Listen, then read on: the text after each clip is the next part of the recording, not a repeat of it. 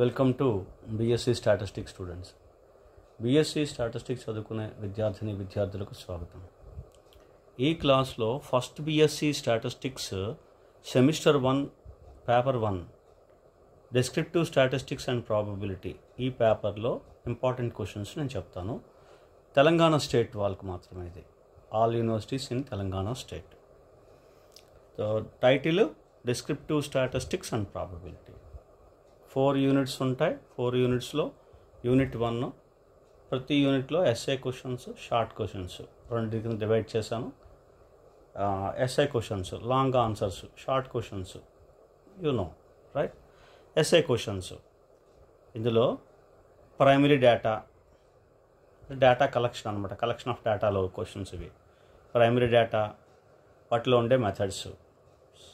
Secondary data, అందులో ఉండే sources. What are the sources of secondary data. Classification and tabulation of data.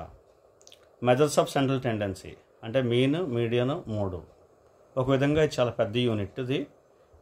Measures of central tendency, measures of dispersion, skewness, kurtosis, descriptive statistics అన్నీ ఇందులో ఉన్నాయి.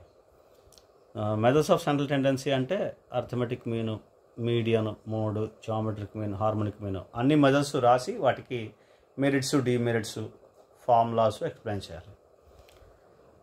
Arithmetic mean properties ఇంకో question. Measures of dispersion అంటే range, quartile deviation, mean deviation, standard deviation అలాంటివి అనమాట. వాటి గురించి రాసి ఫార్ములాస్ రాసి గ్రూప్ డేటాకి, అన్గ్రూప్ డేటాకి ఫార్ములాస్ రాసి మెరిట్స్, డిమెరిట్స్ ఏమైనా ఉంటే అవి రాయాలి. Next question, central moments in terms of non central moments. Derivation అడుగుతారు. Derive central moments in terms of non central moments, relation అనమాట. And next one, skewness and kurtosis. Skewness వాటి definition, positive, negative skewness అన్నీ symmetrical అలా.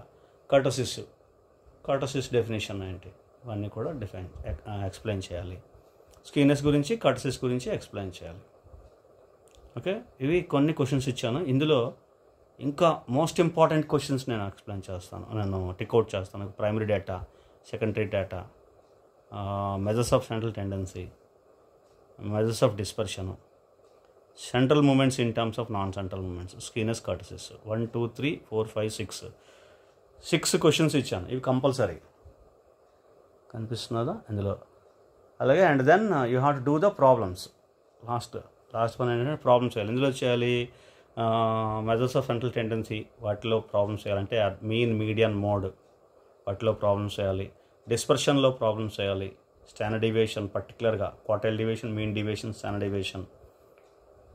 Deviation, variance కూడా. అలాగే skewness and కర్టసిస్లో స్కీనెస్లో మీద problems. Karl Pearson coefficient of skewness, Bowley's coefficient of skewness. తర్వాత కర్టసిస్లో అంటే ఇక్కడ β1, ఇక్కడ β2. స్కీనెస్, కర్టసిస్ సంబంధించినకి వస్తే β1, β2. అలాగే మూమెంట్స్లో కూడా ప్రాబ్లమ్స్ ఉంటాయి. Central moments, non central moments ఏ విధంగా క్యాలిక్యులేట్ చేస్తారు, అది క్యాలిక్యులేషన్ పార్ట్. సో ఇవి ప్రాబ్లమ్స్ ఇందులో. అందుకనే నేను ప్రాబ్లమ్స్ అని పెట్టాను. ఇందులో చాలా ప్రాబ్లమ్స్ ఉన్నాయి. మీరు చూసుకుని ఐడెంటిఫై చేసుకుని జాగ్రత్తగా చేయాలి. ప్రాబ్లమ్స్ కూడా కంపల్సరీగా చేయాలి. ప్రాబ్లమ్స్ కూడా వస్తాయి ఎగ్జామ్కి. ఇవి నేను మీకు ఇచ్చే క్వశ్చన్స్. ఇవి కొన్ని స్టాండర్డ్ క్వశ్చన్స్ ఉన్నాయి, స్టాండర్డ్ ప్రాబ్లమ్స్ ఉన్నాయి. అవన్నీ చూసుకుని చేయండి. Next short questions, mail questionnaire method. తర్వాత క్వశ్చనీర్ ఆర్ షెడ్యూల్ డెఫినేషను, ఆ విధంగా దాన్ని ఎలా ప్రిపేర్ చేస్తాం ఏంటి. ఆబ్జెక్టివ్స్ ఆఫ్ టాబులేషను, ఇలా కొన్ని క్వశ్చన్స్ అందులోని. ఇవి కొన్ని ఇప్పుడు మెయిల్ క్వశ్చనీర్ మెథడ్ ఉంది. ఇప్పుడు మెయిల్ క్వశ్చన్ ప్రైమరీ డేటాలో వచ్చేస్తుంది. ఈ క్వశ్చన్ ఇందులో వచ్చేస్తుంది. ఇది వేరేగా చదవక్కర్లేదు. ఇది చదివితే ఇందులో ఉంటాయి. అలాగే క్వశ్చనీర్ సెపరేట్గా చదవాలి. ఆబ్జెక్టివ్స్ ఆఫ్ టాబులేషన్, క్లాసిఫికేషన్ టాబులేషన్లో వచ్చేస్తుంది ఇది. Okay, merits and demerits of median ఇది మెజర్స్ ఆఫ్ సెంట్రల్ టెండెన్సీలో వచ్చేస్తుంది ఇది question. Standard deviation is best measure of dispersion, justify. ఈ క్వశ్చన్ కూడా స్టాండర్డ్ డివియేషన్ దాంట్లో వస్తుంది, మెజర్స్ ఆఫ్ డిస్పర్షన్లో. Central and non central moments, ఈ క్వశ్చన్ ఇందులో వస్తుంది. ఇలా మీరు సింక్ చేసుకోవాలి. దీంట్లోకి ఇందులో ఎస్ఏ క్వశ్చన్స్ చదివితే నాకు కొన్ని షార్ట్ క్వశ్చన్స్ వస్తాయి అని మీరు జాగ్రత్తగా వాటిని ఎస్టిమేట్ చేసుకోవాలి, మీరు చూసుకుని చేసుకోవాలి. Right. Effect of origin and scale and moments, ఇది సెపరేట్, ఇది కంపల్సరీ చదవండి. షెపర్డ్ కరెక్షన్స్ ఆఫ్ మూమెంట్స్, ఇది కూడా కంపల్సరీ చదవాలి, సెపరేట్గా క్వశ్చన్స్ ఇవి. Limits of Karl Pearson coefficient of skewness, Bowley's coefficient of skewness, ఇవి రెండు చదవండి. ఇవి కంపల్సరీగా నేను కొన్ని క్వశ్చన్ టిక్ పెట్టాను. ఇందులో కవర్ చేస్తున్నాం, కాకుండా మనం చదవాల్సిన కొన్ని ఉన్నాయి ఇందులో. ఏంటవి? Effect of origin and scale on moments, Sheppard corrections of moments, limits of Karl Pearson coefficient of skewness, limits of Bowley's coefficient of skewness, ఇవి మీరు స్పెషల్గా చదవాలి. Show that beta two greater then 1, skewness, kurtosis, ఇవి ఇందులో వచ్చాయి ఆల్రెడీగా. ఇవి రెండు నేను టిక్ పెట్టవచ్చు, ఎందుకంటే ఆల్రెడీ మీకు ఇక్కడ వచ్చాయి. స్కీనర్స్, కర్టసిస్లో ఇవి వచ్చాయి కాబట్టి ఎస్ఏ క్వశ్చన్లో మీరు అదే షార్ట్ క్వశ్చన్కి కొంచెం తగ్గించుకొని జాగ్రత్తగా రాస్తారు, అంతే.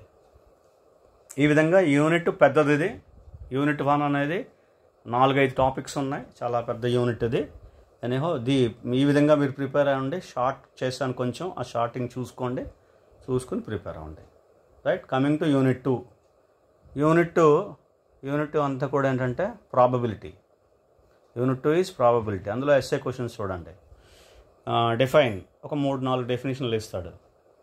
ఇది random experiment, mutually exclusive events, independent events, అలాగే ఒక 3-4 డెఫినేషన్స్ ఇస్తాడు. ఇది మోడల్ క్వశ్చన్ అంతే ఇది.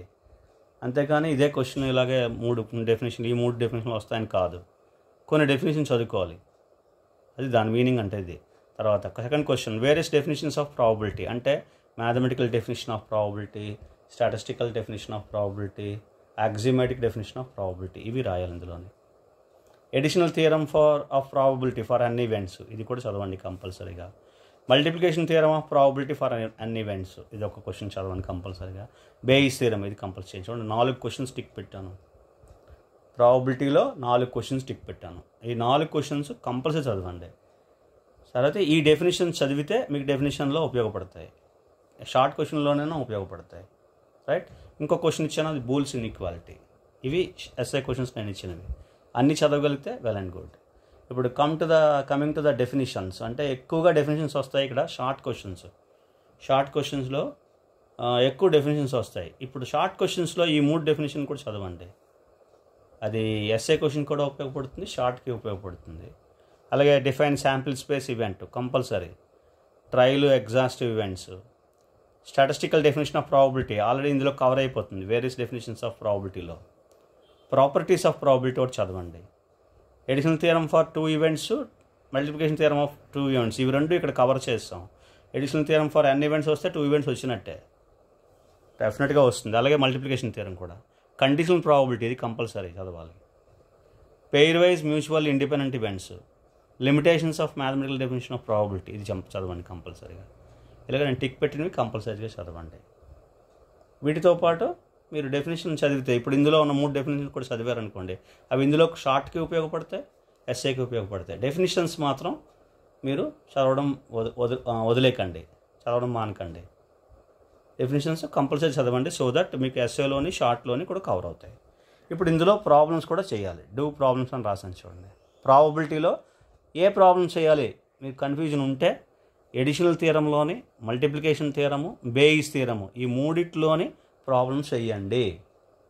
బేయిస్ థియరం మాత్రం కంపల్సరీగా చేయండి. ఇది ఒక స్టార్ మార్క్. బేయిస్ థియరం కానీ ప్రాబ్లం కానీ కంపల్సరీగా వస్తుంది ఎగ్జామ్లో.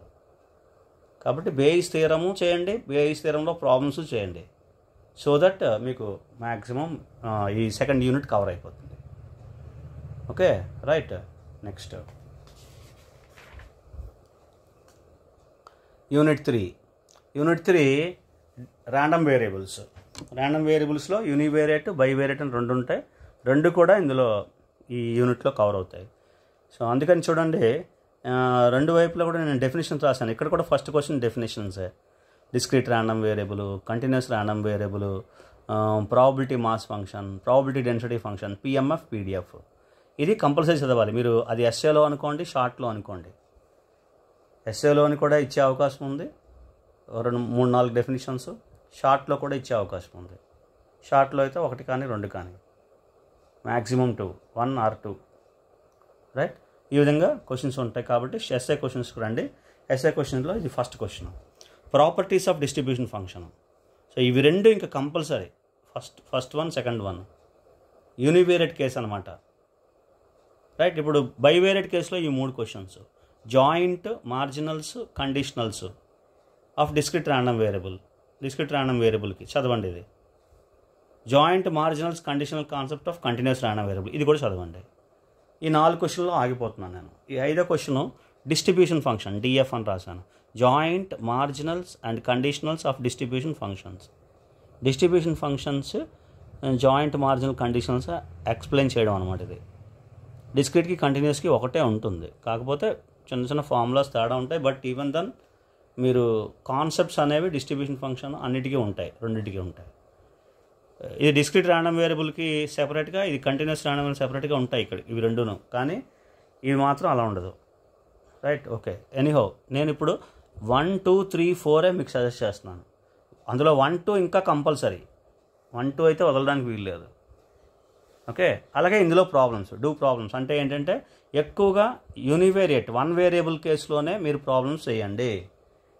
బైవేరియట్ ర్యాండమ్ వేరియబుల్స్ ఉంటాయి కదా, 2 వేరియబుల్స్ ఉంటాయి, అందులోని సెలెక్టెడ్ ప్రాబ్లమ్స్ ఉంటాయి, ఒక 3-4 ఇంపార్టెంట్ ప్రాబ్లమ్స్ ఉంటాయి, అవి మాత్రం చేయండి. మిగతావి అది మీ చాయిస్, ఇంకా నేను దాని గురించి చెప్పట్లేదు. మిగతావి మీ చాయిస్.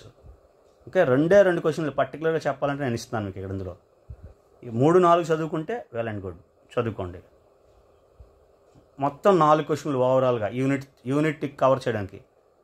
తర్వాత ప్రాబ్లం మీద డిపెండ్ అవ్వండి. ప్రాబ్లమ్స్ మీరు బాగా చేస్తే, ప్రాబ్లమ్స్ మీద డిపెండ్ అయితే ఈ యూనిట్ మంచి మార్క్స్ వస్తాయి. ఓకే, ఇప్పుడు coming to the short questions. Already మీకు ఇందులో చెప్పాను, డిఫైన్ పిఎంఎఫ్, పీడిఎఫ్, ఇది ఆల్రెడీ అందులో ఉంది. డిఫైన్ డిస్క్రిట్ ర్యాండమ్ వేరియబుల్ ఉంది, కంటిన్యూస్ ర్యాండమ్ వేరియబుల్ ఉంది. ఈ 3 సెపరేట్ కాదు, ఇక్కడ ఉంది, ఇది క్వశ్చన్లోదే. ఇవి distribution function definition, joint, probability, mass function, ఇవన్నీ ఇందులోకి వచ్చేస్తాయి. ఇందులోవి మార్జినల్స్, కండిషనల్స్ నేను ఇంకేం చెప్పట్లేదు, ఇవి ఇందులో ఉన్నాయి. ఇవి joint distribution function, stochastically independent random variables, ఇది కంపల్సరీ చదవండి. ఓకే, మిగతావన్నీ ఇందులో కవర్ అవుతున్నవే, మిగతావన్నీ కూడా ఇందులో కవర్ అయినవే. కాబట్టి ఓన్లీ ఏదో స్టొకాస్టికల్లీ ఇండిపెండెంట్ ర్యాండమ్ వేరియబుల్స్ ఒకటి సెపరేట్గా ఉంది, ఇది చదవండి. మిగతావన్నీ కూడా ఇందులో ఉన్నవే, ఈ క్వశ్చన్ రిలేటెడ్గా చేసుకుని చదవండి, అయిపోతుంది. ప్రాబ్లమ్స్ కంపల్సరీ చేయండి. యూనివేరియట్ అంటే 1 వేరియబుల్ మీద ప్రాబ్లమ్స్ చేయండి, మీకు ఆల్రెడీ నేను డిస్కస్ చేశాను ఇప్పుడు, రైట్. ఇది యూనిట్ 3. యూనిట్ 3 ఒక విధంగా యూనిట్ 2, యూనిట్ 3 చిన్న యూనిట్స్ ఇప్పుడు ఈ పేపర్లో ఉండేవి, రైట్. కాబట్టి అది ఒకసారి చూసుకుని మీరు చేయండి. యూనిట్ 4కి రండి. Coming to unit 4. యూనిట్ 4 ఏంటంటే ఇది కూడా 2-3 చాప్టర్స్. జనరేటింగ్ ఫంక్షన్స్,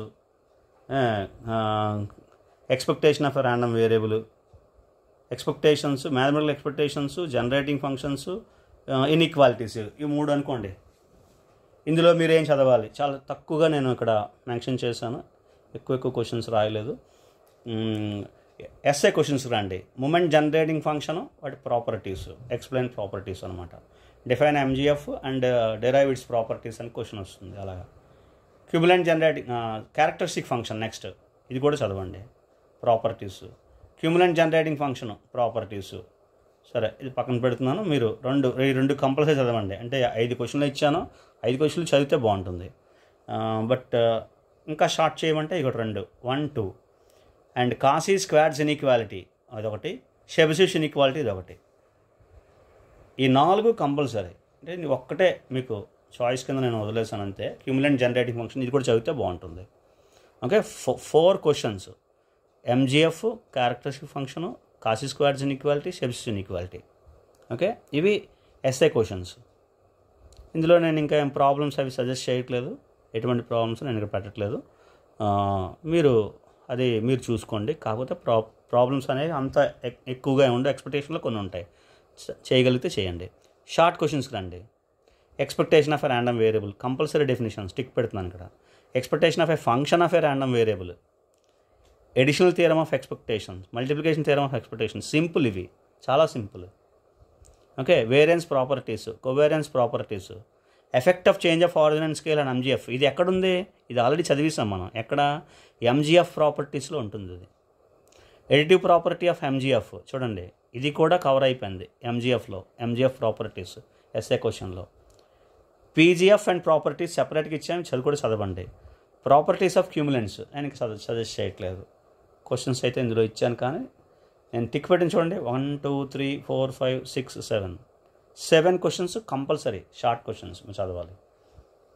ప్రతి దాంట్లోనే ఒక 5-6 క్వశ్చన్స్ నేను టిక్ పెట్టాను, అవి కంపల్సరీ చదవండి. షార్ట్ క్వశ్చన్స్ 4 యూనిట్లు, 4 6 24, 25 క్వశ్చన్స్ మీకు ఆల్మోస్ట్ ఇస్తున్నాను.